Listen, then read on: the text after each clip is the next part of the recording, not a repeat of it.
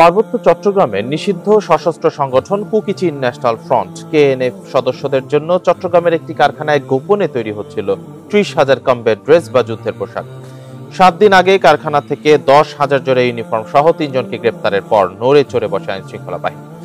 30,000 uniform তৈরির কারণে অন্তত 15,000 কেএনএফ সদস্য সক্রিয় বলে ধারণা করছেন নিরাপত্তা বিশ্লেষকেরা। বিচ্ছিন্নতাবাদী সশস্ত্র সংগঠন কেএনএফ প্রধানত বান্দরবনের দুর্গম পাহাড়ে সক্রিয় বলে মনে করছে আইন শৃঙ্খলা রক্ষাকারী বাহিনী। বিগত সরকারের শেষের দিকে দেশীয় জঙ্গিদের টাকায় দুর্গম পাহাড়ে প্রশিক্ষণ দেওয়ার বিষয়টি ধরা পড়ায় বান্দরবনে পর্যটকদের যাতায়াত নিষিদ্ধ রেখে কেএনএফ এর বিরুদ্ধে টানা কয়েক মাস অভিযান চালায় যৌথ বাহিনী। এতে গ্রেফতার হয় কেএনএফ ও জঙ্গিদের অনেকে, উদ্ধার করা হয় অস্ত্রশস্ত্র, গোলাবারুদ।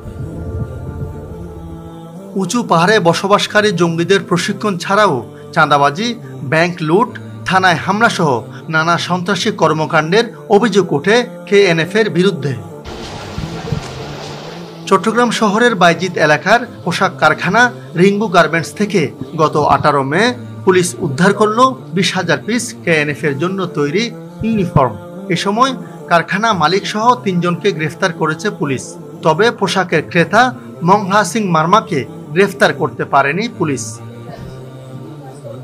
বিষয়টি নিয়ে কিছু বলছে না চট্টগ্রামের পুলিশ। এদিকে পোশাক কারখানাটির কর্মকর্তারা বলছে তারা তৃতীয় পক্ষ হিসেবেই এসব পোশাক তৈরি করছিল। কাদের জন্য বিশেষ ধরনের পোশাক তা জানা নেই তাদের। আমরা এটা কিছু জানি না, এটা বৈধ না অবৈধ এটা আমরা কিছু, যদি অবৈধ হবে তাহলে তো আমরা এটা সেলাতাম না কোনোদিন। এটা কোনো গার্মেন্টস অবৈধ কাজ কেউ এটা করতে সাহস পাবে না। উনি তো জানতো এটা বলতো, পরে জানছে যে এটা এখন অবৈধ। নিরাপত্তা বিশ্লেষকরা মনে করেন পার্বত্য এলাকায় সক্রিয় সশস্ত্র গোষ্ঠীগুলির মধ্যে কেএনএফ সংখ্যায় কম, কিন্তু একসঙ্গে 30,000 ইউনিফর্ম তৈরির চিত্র বলে দেয় তাদের সংখ্যা অন্তত 15,000। এই অঞ্চল নিয়ে ভূ রাজনৈতিক টানাপোড়েনে ইউনিফর্মের গন্তব্য দেশের সীমানার বাইরে হতে পারে বলেও ধারণা তাদের।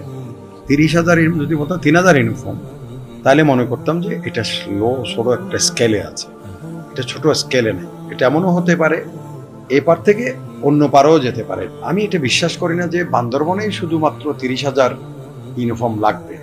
সুতরাং এটা ভূ রাজনীতির এখানে একটা বিষয় রয়ে গেছে। চলতি মাসে এসব ইউনিফর্ম সরবরাহের চুক্তি ছিল পোশাক কারখানাটির।